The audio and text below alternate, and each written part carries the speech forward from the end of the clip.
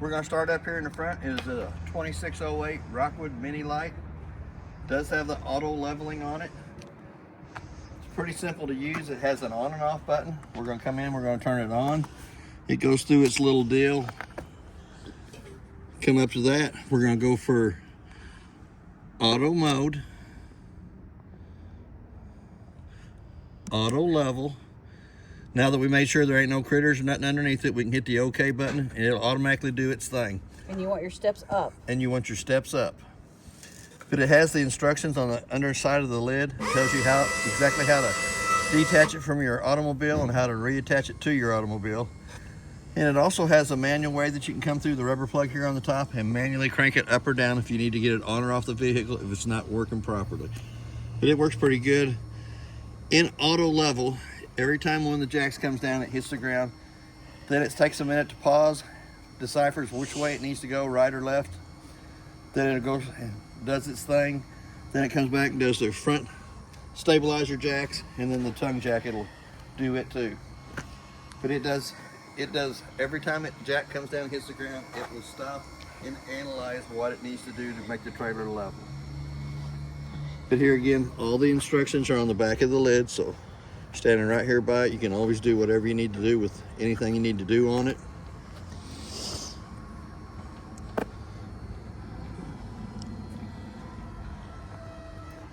And at any time you feel that it's not doing what it's supposed to, you can always hit the stop button and it'll stop right where it's at. So if you got a dog or kids with you and you think they've got too close to the jacks, you can always hit the auto stop and it'll stop. But here again, it's lifting the tongue jack back up on the two back jacks to make it level front to back. Then our two stabilizer jacks will come down till they hit the ground. And then they'll tweak themselves so it gets it level side to side and front to back.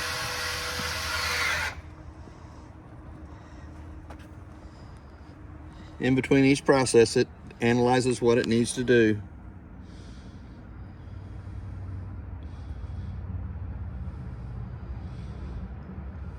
Now it's thinking. And if you think it's too off level, you can always put your plastic buckets underneath it. If you bought the plastic buckets go underneath the jacks, the less the jacks are extended, the more stable the unit is. There we go, auto level success. So now all we have to do is come back and turn the system off, put the lid back down, lock the lock on it so nobody can come by and push that, make it do weird stuff while you got the steps out and the slide rooms out. It also has two 30-pound cylinders on it. Auto regulator's got an arrow on it right here, indicates that we're working off that bottle there. The bottle's already opened. It's going to show green inside the eye until that bottle comes up empty. Then it'll turn red inside the eye.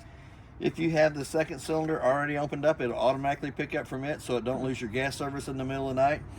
Still going to show you the red inside the eye, that the bottle it's pointed to is empty, even though it's picking up from this one over here. Then all you have to do is switch it to this one over on this side, work off of it while you take that one to town and have it refilled.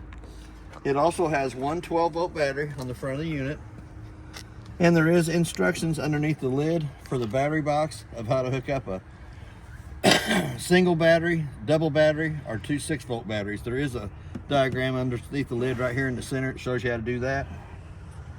And we also have a battery disconnect on the front of the unit.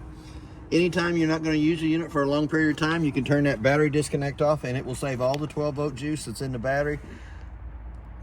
For when you come up to it next time, you can turn the battery disconnect back on and it'll have the same amount of juice as it did when you shut it off. There's also a set of jumper cables in there. If you buy the second battery and have it added to the unit, the cables are already in the box. Rockwood's really good about making sure that everything's in the unit that you need to go camping for your first time. We also have a 7-way holder on the side. It keeps your 7-way up off the ground and your chains, keeps them from getting corroded. We do have a gas bottle cover that has 2 holes in the bottom for a bungee cord to go underneath the metal rack to hold it in place during travel. But you also have the quick connect at the top so that you don't have to take the bottle cover off every time you want to turn the cylinders open or close. So we're going to slide it right back up over the top.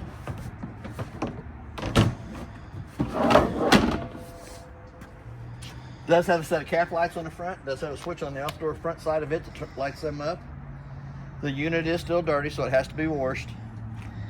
But this switch on the off door side turns the docking lights on. Gives you a little decorative lighting up on front. There is also a manual handle in the front compartment on the door side that you can manually crank any of the jacks up or down. If for any reason they won't work off the touchpad at the front, there is a manual way to crank them in and up. Our first termination valve over here on this side here is for the kitchen sink water only. Then as we come back, the lug nuts have been torqued at 100 foot-pounds, is what's recommended on the side of the unit. The tires are air pressure, which is 65 pounds on the side of the tire cold. And there is a tire monitoring system inside. I'll show you that when we get to the inside of it. But you have your second termination valve behind the axle on this side over here. The gray valve in the front is the bathroom sink and shower water. The 3-inch valve in the black is the toilet water only. So there is 3 holding tanks underneath the unit, 2 termination valves, one for the kitchen sink, one for the toilet and the shower. In the compartment here on the back side,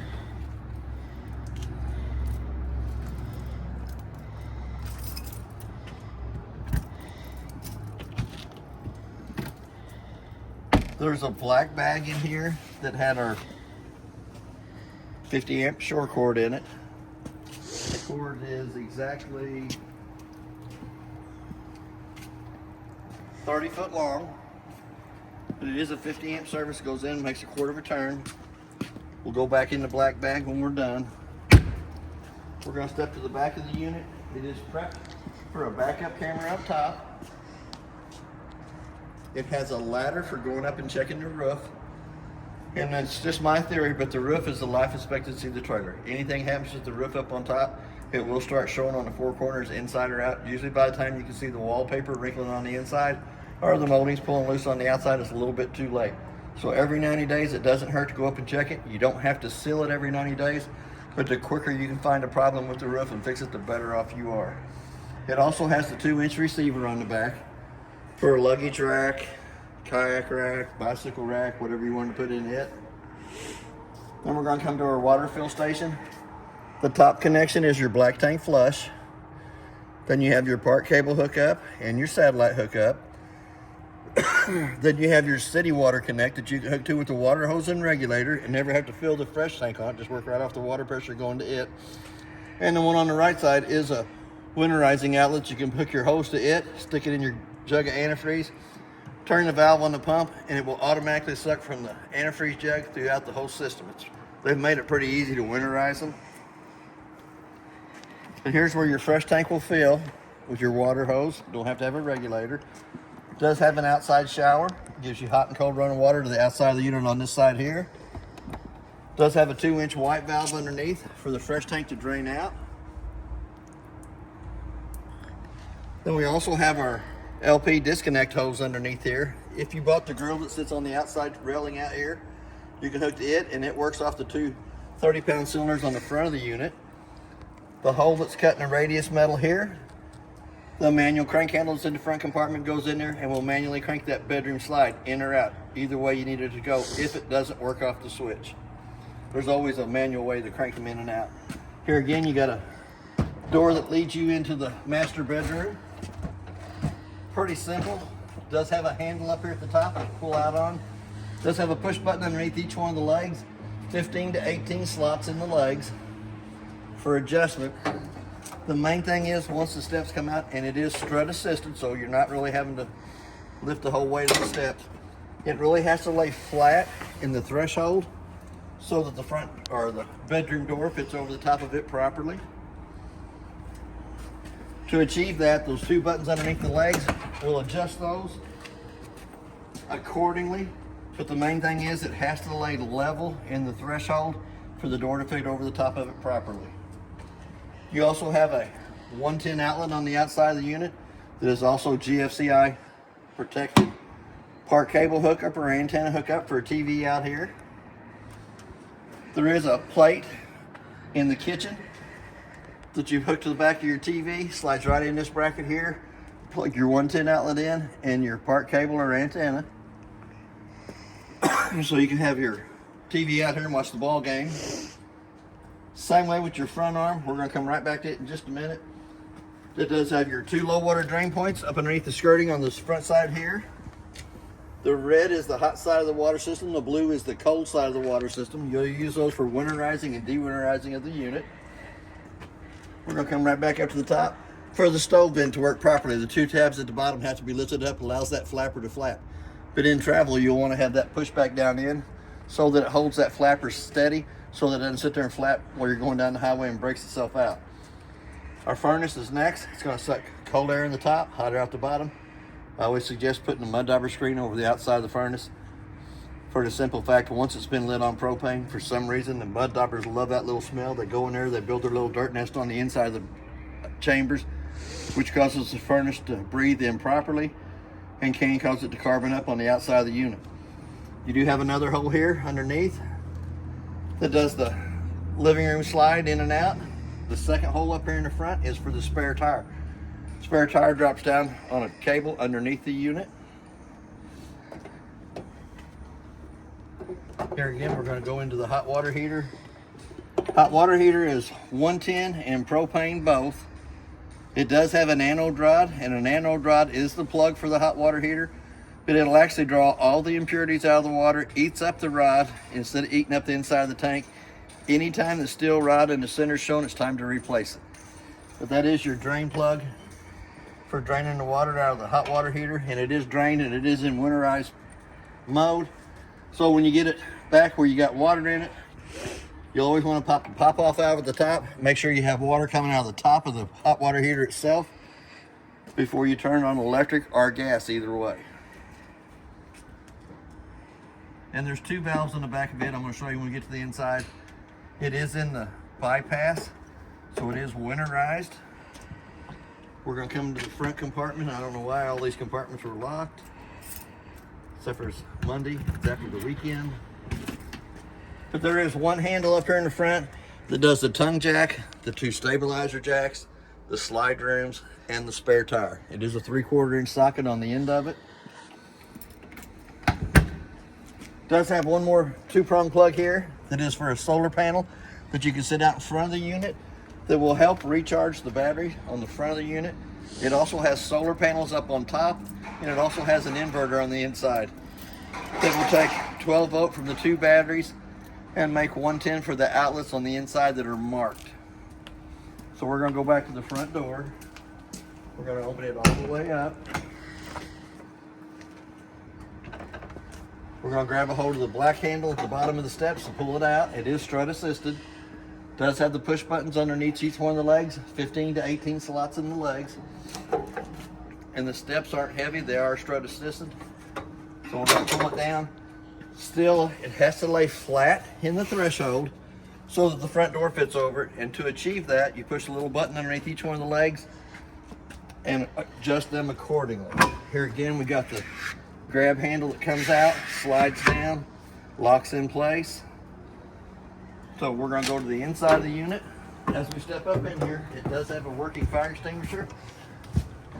On the right hand side as we come in, we're going to run this slide out so we got more room. It's always good to make sure there's not a vehicle or a tree parked up along the off door side before you run the slide rooms out.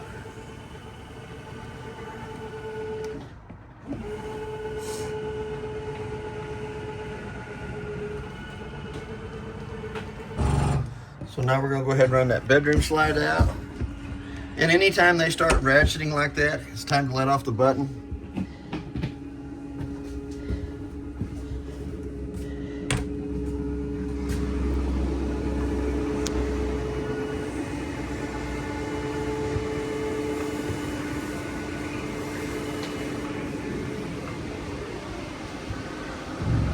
There it goes, it's ratcheting again.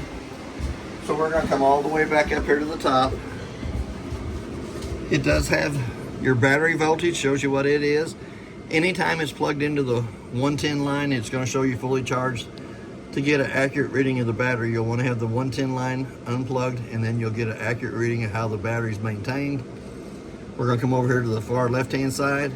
Fresh tank shows you that it's empty. It was the white valve here in the back on the door side that was pulled. As it fills up, it'll show 1/3, 2/3 full. Once it hits full, I shut the water pressure off going to that tank.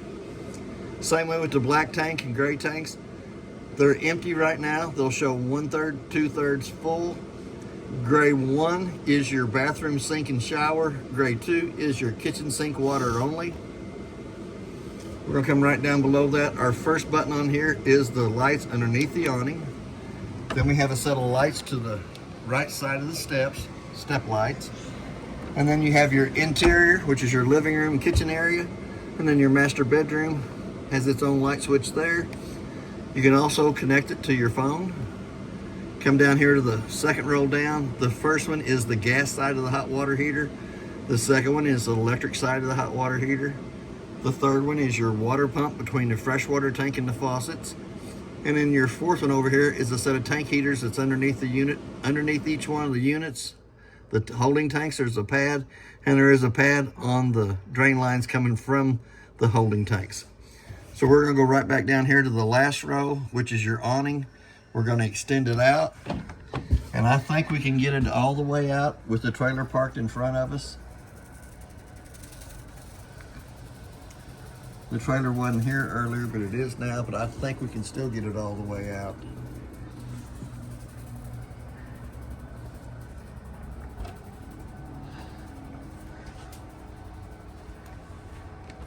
The skirting's starting to hang down, so I'm not gonna push it down any farther. But each one of the arms has a pinch point at the very bottom arm that you can pull down against to put the pitch of the awning going towards the back or the front, either way you want to go with it, to keep the water away from the doors. But it does have the LED lights up against the trailer.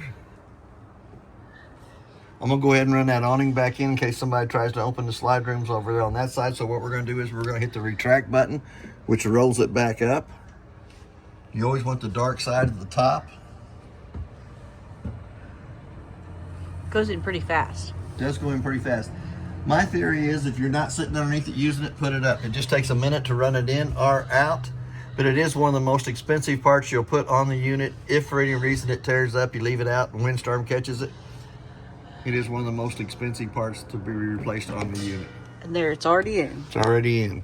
Then as our switches down here, slide room 1 is the living room slide, living room kitchen. Slide room 2 is the master bedroom. We're gonna come over to the thermostat. We're gonna hit the mode button here in the center. You hit it 2 times, it brings it to the mode. We can bring it over here to where it says cool, or we can bring it over here to where it says heat. Hit that mode button one more time. Automatically, the furnace will kick on. Bring it down to the temperature you have it set to for the room. So it's set at 66, it was 64 in the room. It's gonna bring it up 2 degrees. Automatically, since it's in the auto mode, it's gonna shut off. Once it drops 2 or 3 degrees down below that, it'll automatically kick back on. The mode button here, we're gonna hit it one more time. We're going back to the mode. We're gonna take it off the heat to off. Fan speed, hit it to off. But if you wanted to, you could hit that mode button one more time, bring it over to where it says cool, hit the mode button, bring it over to where it says fan speed. If you want to run the fan on the air conditioners in high and in the auto position, hit that, and automatically the air conditioner will kick on and bring it down to the temperature you have the room set to. So I'm gonna go right back off. We're gonna turn it back to the cool side, run it back to off. Fan speed comes down to off, hit that, back off. Since the furnace did try to light, it's gonna run that furnace on the fan on the furnace for anywhere from 1 to 5 minutes to try to cool the chamber off before it shuts itself off. The round brown vents on the cabinets are for the heat. The round vents in the ceiling are for the AC. As we step around the corner here, we're gonna go to the refrigerator. Pretty cool. Refrigerator will open from either side, left-handed or right-handed. It's going to come up into the top and it's showing you the refrigerator temperature set at 36 degrees. If you hit that button right beside of it, brings it down to the freezer section, which is set at 1 degrees. Let's go back up to that. It does have a plus and minus over here for running them up and down. And you're going to want your refrigerator at about 36 degrees and you want your refrigerator down to about 1 degrees. That way it freezes in the bottom, but doesn't freeze in the top section of your unit. The sticker on the right hand side tells you that it is also 12-volt refrigerator. We have a carton or egg holder. And you also got a mini ice tray for the freezer section down at the bottom. Does have an on and off button here. It is in the normal position. You can also do a quick cool and a nighttime cooling that keeps the refrigerator from kicking on and off as much. Here again, we're back to the opening the left or right side of the refrigerator up. Quite a bit of space inside there. Freezer, you push down on the center for opening it up. Little button in the center does it. We're going to come down to the breaker box. Breakers are marked from the left to the right exactly what they are. Your first general purpose and GFI or your 110 outlets.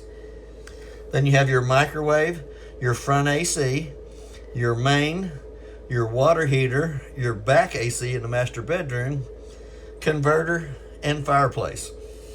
All the 12-volt fuses on the right-hand side from the top to the bottom have a little red light off to the right-hand side of them.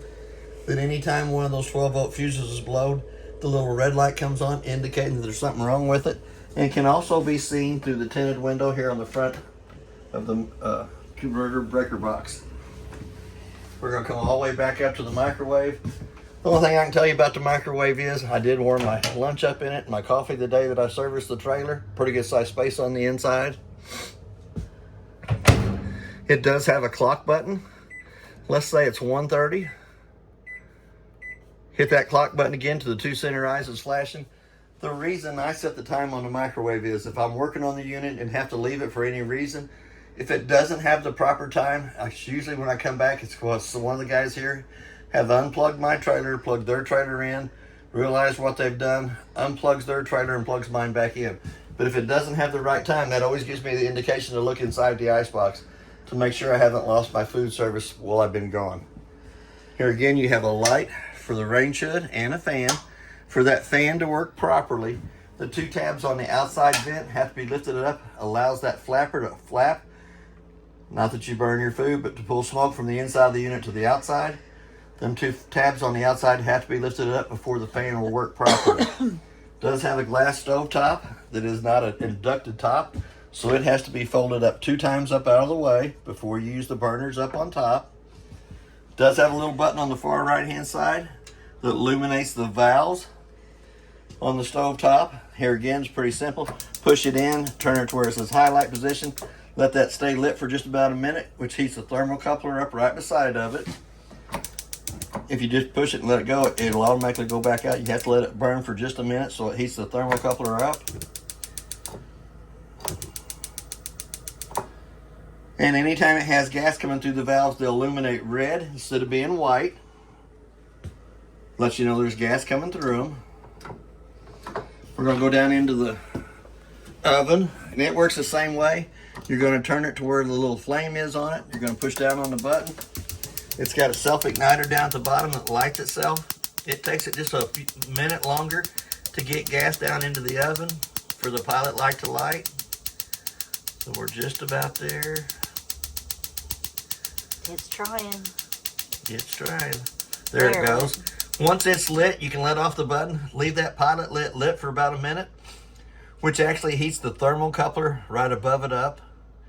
Once the thermocoupler comes up to temperature, then all you have to do is come in and crank your dial up to whatever setting you want it to go to. Presto, the oven lights. So much easier than the old lighter. No lighter, long match, having to stick your arm back in there and worrying about it poofing at you. Don't do that. Works right off of this. And it does illuminate the valve for the oven red anytime it has gas coming through it. If you push the switch to the far right hand side to the down position, still illuminates your knobs on the stove, but it will actually give you a light on the inside so you can see your biscuits, brownies, whatever you're wanting to cook inside there. And I'm all about the biscuits and the brownies. Snacks. Snacks. So here we're going to go back up. We're going to turn that button off. You want to make sure that the griddle on the stove is cold to the touch of the hand before you lay the tempered glass back down over the top of that. Does have vents cut in the board in the back, so it vents out the heat through there too. Light above the sink has a little push button in the center of it to turn it on and off. There we go. Does have a stopper strainer for the kitchen sink. Also has the two dish drainers for the sides here. Let me lay them back up in there. So we're going to go to the faucet. Usually on your faucets, the hot water's on the left side, your cold water's always on the right side. Rockwoods are backwards. The hot water's on the right side, your cold water's on the left side. It does have the cord that pulls out. We have a 110 outlet on either side of the kitchen sink. We've also got a USB port on the left side. We have the blackout shades, slow rising shades, so they come up so you can look out the front view, watch the kids playing out in the street. It does have quite a bit of cabinet space above us. Cabinets lift up. Not that the kids play in the streets. But there is a lot of cabinet space up here at the top. You can put a lot of snacks in there. The lids will hold themselves up. They are self-closing shelves. So you can pull them about halfway down and they'll go ahead and close themselves out. Can't slam them during a fight. Can't slam them during a fight. Does have the round white vents in the ceiling for the AC. We're going to go up to the exhaust fan, pull down against the knurled knob, crank the vent open.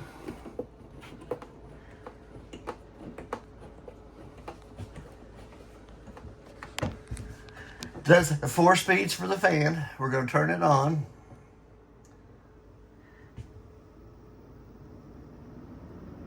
That's not the slow speed, so we're going to turn it back down to number 1, which is a pretty slow speed for the fan itself. Then we got number 2, gets a little faster. You can hear the motor kind of rev as it goes. Mode 3. And then mode 4, which really is like a turbo fan. It pulls quite a bit of air out. And then you have a fan off button. If you wanted to turn the fan off and just leave the vent open, it does have a max air cover over the top of the vent so that you can leave it open when it's raining outside. But you can leave the fan off. You still have ventilation between this one and the one in the master bedroom. But here again, we're going to crank the knob down, bringing the tinted lid down. Once it's all the way down, you're going to push up on the knurled knob, which got the little hook on it that locks it in place so it don't come open during travel. We're going to go into the cabinet down here, and this one is the one that has the back of the hot water heater in it, so we're going to kind of slide that board out of the way. The 2 white valves that's on the hot water heater is in the bypass mode. They are turned sideways. When you get ready to put water to them, you'll turn those white valves towards the heater itself. That way it lets cold water come in the bottom, hot water come out the top. We're in the bypass mode, so we're going to turn that back over like that. I will put the screw back in that shelf to hold it in place. I just wanted to show you the 2 valves on the back of the hot water heater because it has been drained and it has had antifreeze run through the unit. So we're going to close that back off. We're going to come up to the top drawer over here on this side. There is 2 sets of keys to the unit, which this is a key-like system. One key does everything. That key does the front door, the back door, and all your outside compartments, and so does that one over there. And there is a number on them. I think it's G505. Let's see. Yes, G505. I didn't got my glasses on, but I think I can still see that. I'm impressed because if I didn't have my glasses on, I would not be able to see it. Then the second drawer down's got your silverware container in it. And then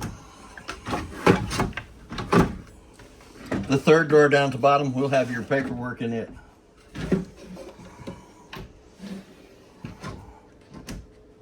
You'll have to work on that shelf. But there'll be a brown bag in here. It'll have all your goodies in it. It'll have your toilet paper holder. It'll have your sewer connect, which you hook your hose to. This is the drain for the shower in the master bathroom. They give you a little square tip screwdriver. It has a coloring kit for the color of the wood that's inside the unit. Light and a little darker. And then you got a little marker pen. In case you scratch anything. In case you scratch anything. Then it has an extra coax cable if you add a TV to your master bedroom or to the outside of the unit. It has a tire monitoring system for the tires on all the units. We also have a water filter that hooks to your hose before it comes into the unit to keep your water filtered as it comes in. It has a shower sprayer hose for that shower. It's the very back corner. Got 2 little tabs on it. Goes in, makes a quarter of a turn. Gives you hot and cold running water on that side of the unit there. TV board hooks to the back of your TV, slides in the rack on the outside of the unit so you can have the TV to the outside. And then they have a book on all the appliances and everything about Rockwood. They do go through it pretty thorough. They give you all your general information on that. Pretty cool setup. Last thing is, on your slide ring motor, solar panels and all that stuff, it'll tell you what they are, who the manufacturer of them is, your serial number, and your model number of all your items that's in your unit. Front and back on that. That's a very important piece of paper to have in the unit. If for any reason any of the appliances would quit working, the first thing our warranty guy is going to ask you for is the model and serial number of the appliance that doesn't work. You can always go back to your book and get your model and serial number. That way you don't have to take the covers off or hunt for the model and serial number on it. Pull something out. Pull something out. It's right there on that. You do have your 110 outlets that are GFCI protected. We're going to go all the way up here to the top. It does have an inverter in it, so we're going to turn the button on. It's going to go through its little settings. And then it'll tell you the voltage from the 12-volt battery it's pulling to make for the 110 outlets that are marked inverters on them. See, we are hooked to a short cord, so we really don't need it. So I'm going to go ahead and turn it right back off. Just push the button in and hold it for 3 seconds. Once you hold it for 3 seconds, it goes through its little thing and shuts itself off. It also has a carbon monoxide LP detector in the unit. It's going to give you that little annoying noise. It's going to do it one more time. That'll get your attention. That will get your attention and wake you up for sure. Then here again, you also have a touch light inside for turning the light above the kitchen table on and off. The table does fold down. Little mechanism here on the side flips over to the side, allows the table to fold down between the 2 rubbers on the benches. Then your back 2 cushions comes over the top of the table to make a smaller bed here. Each one of the shades have 2 different kinds on it. You got your shades that they can't see in, but you can see out on it. And then you have your full blackout shade that comes down over the top of that to black out all the light from the outside. You do have a fire escape window here at the kitchen table. Since it is a bedded area, little red handle on the screen pulls the screen loose. Red handle here comes out, goes all the way through the window frame for escaping out this side of the unit. Or you can also use it halfway open for a wind to come between this and the front door if you got the screen door shut. And it also has what I call jealousy windows, because you can crank your windows open while it's sprinkling outside. Leave them open for a cross breeze of air. Then your neighbors can all be jealous because theirs usually slides from side to side. They can't leave them open like that when it's raining. Little handle cranks it back in. The white knob on the front screen shows how to pull it loose. The red one is marked red for a fire escape only. The 2 lights above the recliners have a little push button on them to turn them on for reading. And they also have a USB port at the front of them. So if you want to sit here and charge your cell phone, here again, we're going to open up the cabinets. Pretty good size shelving up in there. A lot of little storage in it. Here again, the light above the recliners has a little dark spot in the center. You just push up on it for turning it on. The recliners have cup holders. Also has a 110 outlet and a USB port in the center of the console. So if he's charging his cell phone, you can charge yours here. Little 110 connection for a fan. The pull cords on each one of the recliners is off to the outside of the unit. Here again, we still have the blackout shades and then the tinted ones, tinted screen. So it kind of blocks the light for people seeing in, but you can still see out. There is a TV remote. TV got, I think it was 32 channels when I scanned it, sitting right here in front of the building. But that TV station's 80 miles away from here. That's pretty good distance away. Let's turn the volume up a little bit. The volume is coming through the big speaker in the top, through the Bluetooth system that's on the unit too. And how did you survive? I can survive anything. So I'm gonna go ahead and turn that right back off. There is a little remote for the fireplace that turns the fireplace on and off. And you can run your temperature up and down. It's set at 58. Let's take it to 80. I think it'll go up to 90. You can change the color of the flames from 1 to 4 settings. There's off, there's fully going, there's number 3, number 2, number 1, and it's the red digits on the left hand side. As they come down, the flames will get lighter and lighter. You can also set the fireplace between a half hour to 1 to, I think it's 9, nope, 8 hours. So it'll run till it gets, the timer runs out on it, and it'll automatically shut itself off. You can push the button, but it also has hand controls at the very bottom of it, so that if you lose the remote, you can still use the fireplace without having the remote. We do have our Bluetooth system over here that you can connect to your phone and play the music off your phone. It does have the GFCI outlet right beside it. The little green light indicates that it's working. If you have some outlets that aren't working, that's where you reset them? Yes, if you have some outlets you plug something into and it doesn't work, that one right here will have a red button on the front of it instead of having the green. We're going to go into the master bathroom. There is 2 light switches on the wall. The first one turns the lights above us on. The second one turns the decorative lighting underneath the shelf on. We have a single foot flush off on the right hand side of the toilet. It does have antifreeze in it, so I'm not going to push it down, but if you pushed it down halfway, it will fill with water. You push it all the way down, it'll fill and dump. You can also do the key code on the back there through your iPhone, and it tells you everything you need to know about the toilet. It does have pretty good sized shelves off to the side. Extra towels, wash rags, toilet paper, necessities. Does have a locking mechanism that holds the door shut. I got to put the handle back on that, but you have hot water on your left side in the bathroom, cold water on the right side. It does have the water meister off underneath it. Shows you that your sprayer head's working. You can pull it down here to shut it off. You can push it all the way down, and the hot water will recycle till you flip the lever back up to the top position. There's the head for the hose there. I just haven't got it back on. The stopper that's in the bag in the front is for the tub. It's not a very deep tub, but it is big enough you can put it in there and wash an infant if you wanted to. We'll pull the doors shut. Anytime you're in travel, you want to pull those shut, make sure they're latched in together.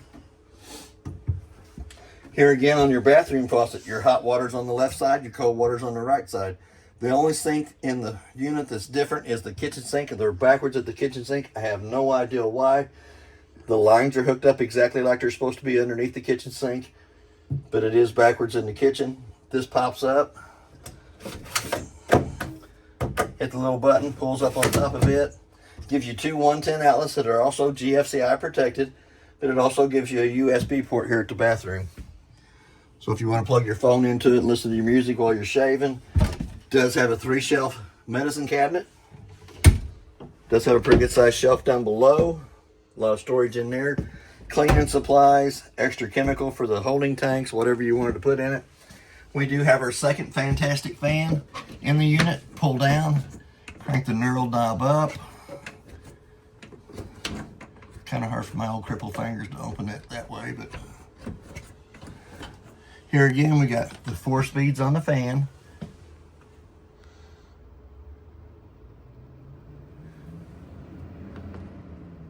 There's the first speed on the fan. It's always been in a high position every time I turn them on. The little pulls the little fumes out if you wanted. Hit it the second time for pulling moisture out of the bathroom. It's a little faster. Number 3. Number 4. Pulls a lot of air through that vent, or you could just shut the fan off and leave the vent open. It does have the max air cover over the top of the vent itself. Here again, we're going to crank it back down. Once it's all the way down, push up against the black knurled knob, which locks the lid in place. It does have a round vent in the ceiling to bring AC into that unit. Also has the vent on the bottom of the shower to bring heat into the master bathroom. As we step off into the master bedroom, we also have the solar panel up on top that gives you your digital readout of what the solar panel is putting out to the unit. You get your room temperature was 64. It's putting out 13.4 volts to the batteries. When it's full, it'll say floated right here, which means the batteries don't need no more charge, but that's what it would put out to them. We have our second, thermostat. We're going to turn it on. They got the heat on in here, so we're going to go to the mode. We're going to take it back off.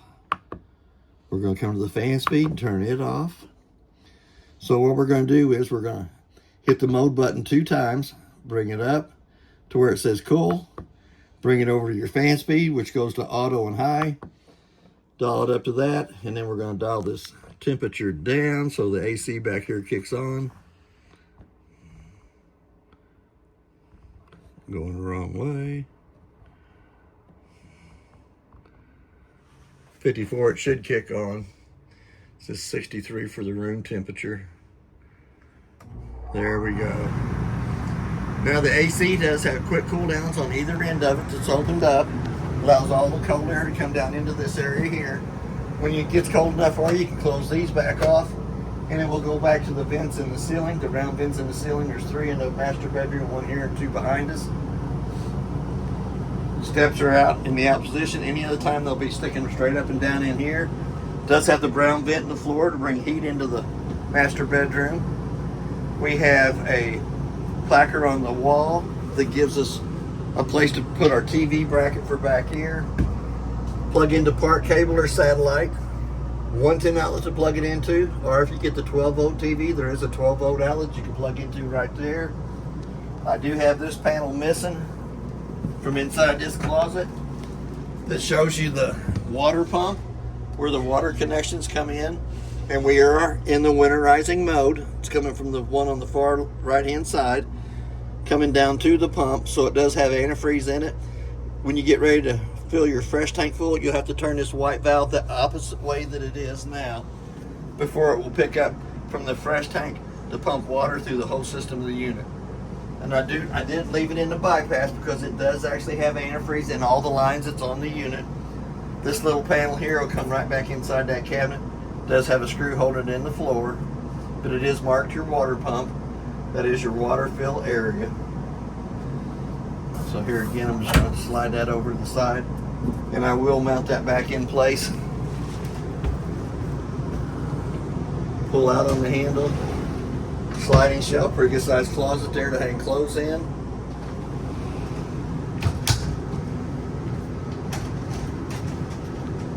This one not so much. It's got the corner blocked off a bit because it does have a plumbing cap that goes up through it. Does have another fire escape window here in the back. Grab a hold of the red tab, pulls the screen loose from the window. Little red handle here comes up, goes all the way through the bottom of the window frame for access out the back of the unit. Here again, we got our 2 color shades. No. I think the bedroom just has the blackouts. Just has the blackouts in it. The side ones have the screens. If I can get up there and get a hold of it.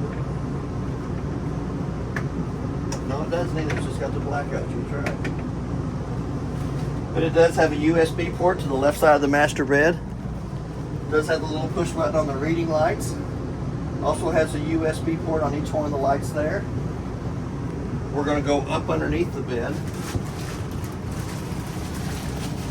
It'll access you out to your big compartment on the outside. It also has drawers at the foot of it for extra shoes, hidden snacks. And there is a 110 outlet on either side of the bed down at the bottom. Here again, they are marked as being for the,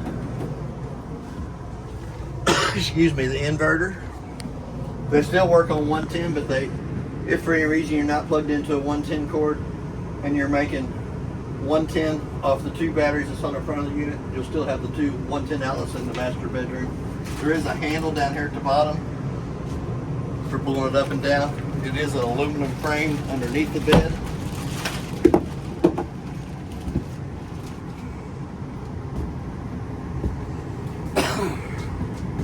Also, instead of having to go to the monitor panel to turn your bedroom lights off, there is a light switch here that turns those off.